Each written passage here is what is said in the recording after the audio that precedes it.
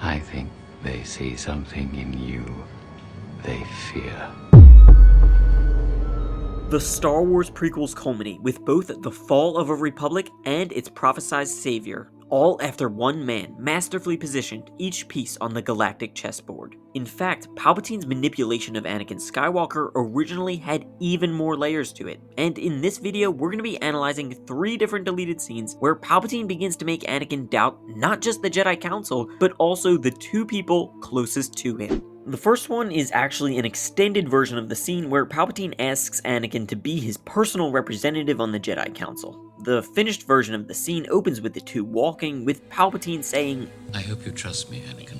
But that was not the beginning of their conversation. There was much more to this scene, and the way Palpatine manipulates Anakin here is particularly interesting. Anakin, I've known you since you were a small boy. I've advised you over the years, when I could. You fought many battles the Jedi Council thought were lost. And you saved my life. Palpatine genuinely seems like a father figure who's proud of his son. He actually recognizes Anakin's impressive achievements, whereas the Jedi, they refuse to acknowledge his greatness. And that's exactly what Palpatine uses to his advantage. It's upsetting to me to see that the Council doesn't seem to fully appreciate your talents. Don't you wonder why you've been kept off the Council? My time will come when I'm older and, I suppose, wiser. Age is not a good measure of ability, Anakin. I think they see something in you they fear. They see your future, and they know your power will be too strong for them to control. They see you as a threat to their power. I hope you trust me, Anakin. Of course. Everything Palpatine is saying is essentially true, and Anakin knows it. So to him, it really seems like Palpatine is the only person who believes in him. Now, the second deleted scene actually takes place directly after Obi-Wan departs to go capture General Grievous. When Anakin says goodbye to his master here, this is the last time that the 2 see each other as friends. When they meet face to face again, it's over the sound of lightsabers clashing. But this deleted scene starts with Palpatine on his way to speak with Anakin again. He's traveling in his transport along with 4 of his iconic royal guards. They're a favorite of mine from the original trilogy, and I wish we got to see more of them, especially in some action scenes. You know, they supposedly were trained in the martial arts style of Terraskasi, which Darth Maul was a notable practitioner of. I've spoken a few times about how the 4 Jedi were originally supposed to fight Palpatine's guards before attempting to arrest him. One day I do plan to animate that fight like I did for the Grievous vs. Shaak Ti duel, but these animations cost thousands of dollars for just a few seconds, so I do appreciate everyone who supports my lightsaber company, swasabers.com. Since I just hit 100,000 subscribers, we launched an exclusive early Black Friday sale where you can choose a free $300 bonus lightsaber with any purchase. And since our sabers are specifically designed for intense clashing, with our buy one get one free deal, you'll be perfectly equipped for an epic lightsaber duel.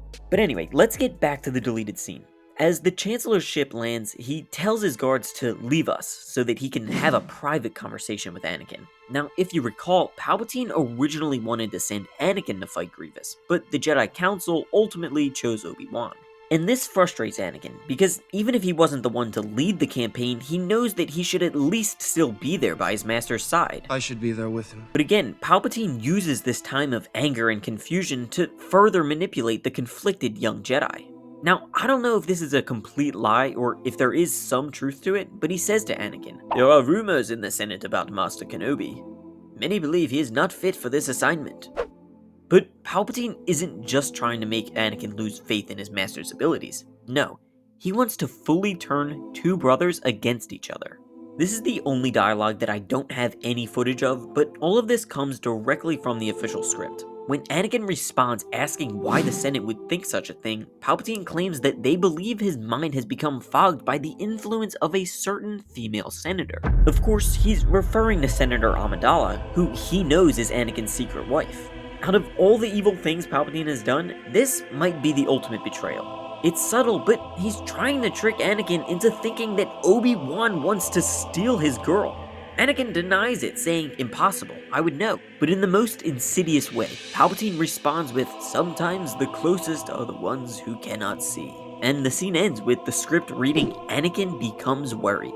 And then right after this scene, it cuts to Anakin's second nightmare of Padme dying in childbirth, but this time Obi-Wan is there with her. And then right after this scene, you have Anakin worriedly asking, Obi-Wan's been here, hasn't he?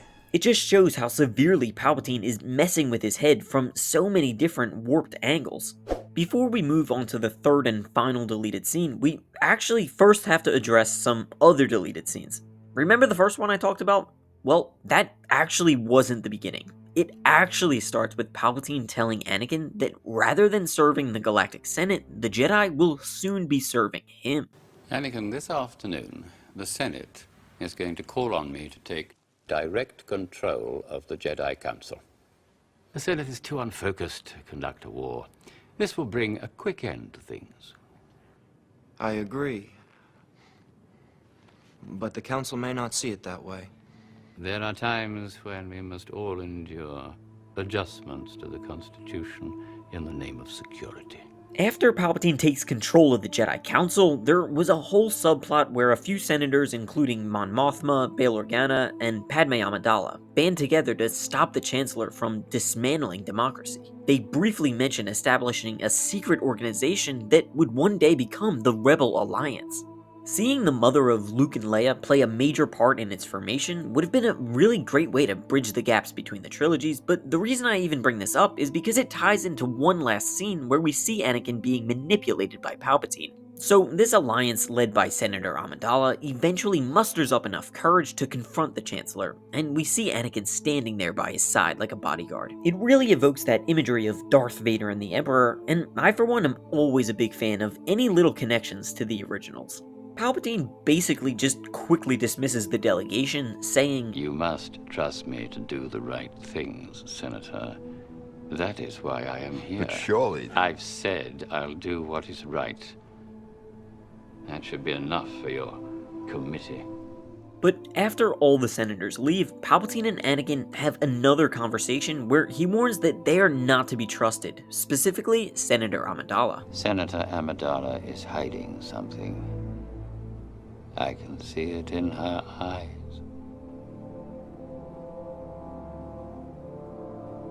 I'm sure you're mistaken. I'm surprised your Jedi insights are not more sensitive to such things. I simply don't sense betrayal in Senator Amidala. But you don't seem to want to admit it. What Palpatine is referring to isn't exactly clear, but it's obvious that Anakin is deeply conflicted about the two people that are supposed to be closest to him. Nick Gillard, the creator of the prequel lightsaber fights, even explained how this deleted subplot influenced Obi-Wan and Anakin's final climactic duel. I did write it like a husband and a wife having a fight. Anakin thinks Obi is maybe having an affair with Padme at that point, so he's already gone to the dark side. All of Palpatine's lies and deceptions culminate here on Mustafar, transpiring exactly according to his design, with two brothers finally turned against each other. It's more than just lightsabers clashing. It's about the tide of the galaxy shifting. You can view the full collection of Nick Gillard's original choreography by tapping on this playlist right over here, but also don't forget to claim your free $300 lightsaber on swasabers.com before the sale ends. May the Force be with you, always.